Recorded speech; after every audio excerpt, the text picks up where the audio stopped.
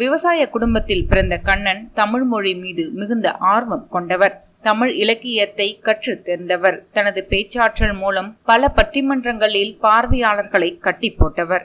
காங்கிரஸ் கட்சியில் தீவிர ஈடுபாடு கொண்ட நெல்லை கண்ணன் இளம் வயது முதல் காங்கிரஸ் கட்சியில் இணைந்து பணியாற்றினார். பிறகு தமிழ்நாடு காங்கிரஸ் கட்சியின் பொதுச் செயலாளராகவும் துணைத் தலைவராகவும் பதவி வகித்தார். ஜி.கே. மூப்பனார், வாழப்பாடி ராமமூர்த்தி, கே.வி. தங்கபாலு ஆகியோருடன் நெருக்கமான நட்பு கொண்டவர். காங்கிரஸ் கட்சியில் பிரபல பேச்சாளராக விளங்கிய நெல்லை கண்ணன் இலக்கியம் மட்டுமில்லாமல் ஆன்மீக சொற்பொழிவாளர் என பன்முகம் கொண்டவர். கம்பராமாயணத்தை கரைத்து குடித்தவர்.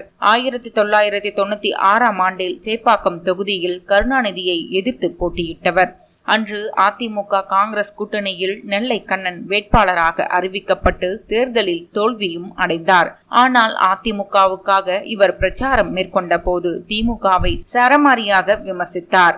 பிறகு 2001ஆம் ஆண்டுக்கு பிறகு ஜெயலலிதாவை நேரில் சந்தித்து அதிமுகவில் இணைந்தார் நெல்லை கண்ணன்.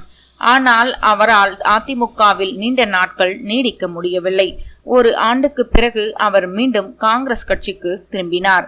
கருணாநிதி கைது செய்யப்பட்ட போது அந்த சம்பவம் குறித்து தமிழகமே அதிர்ந்து போயிருந்தது.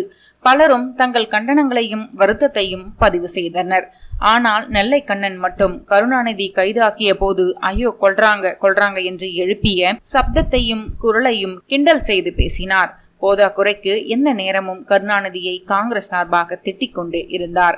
காலம் முழுக்க திமுகவுடன் மல்லு கட்டி வந்த போதிலும் கடைசி கட்டத்தில் அவரது உருக்கமான பேச்சும் நெகிழ்ச்சியான வார்த்தைகளும் திமுக மீதான அதிருப்தியை போக்கியது.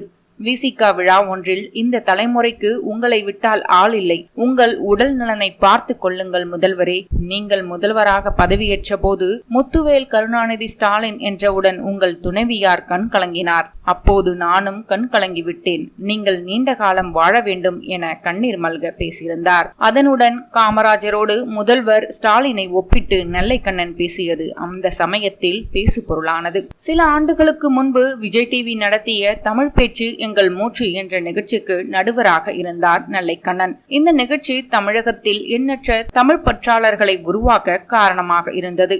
இவர் எந்த நிகழ்ச்சிக்கு போனாலும் எந்த மேடையில் பேசினாலும் காமராஜரின் புகழை பேசாமல் இருந்ததே கிடையாது. குன்றக்குடி அடிகளாருடன் இணைந்து பட்டிமன்றங்களை அறிவார்ந்த விவாத தளங்களாக மாற்றியவர். எந்த அளவுக்கு இவர் தமிழால் அறியப்பட்டாரோ அந்த அளவுக்கு விமர்சனங்களிலும் சிக்கினார். தமிழக அரசின் இளங்கோவடிகள் விருதை அண்மையில் பெற்றிருந்தார் நெல்லை கண்ணன்.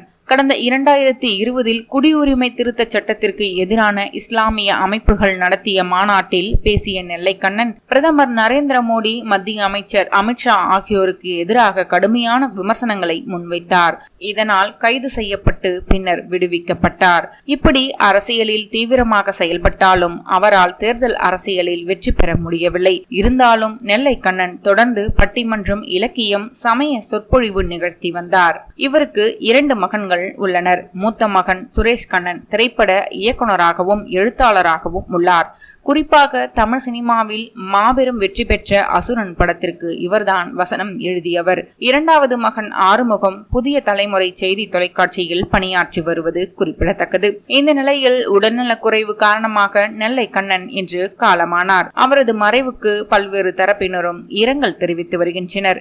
இந்த நிலையில் அவரது திடீர் மறைவு தமிழ் இலக்கிய உலகில் அதிர்ச்சியையும் சோகத்தையும் ஏற்படுத்தியுள்ளது.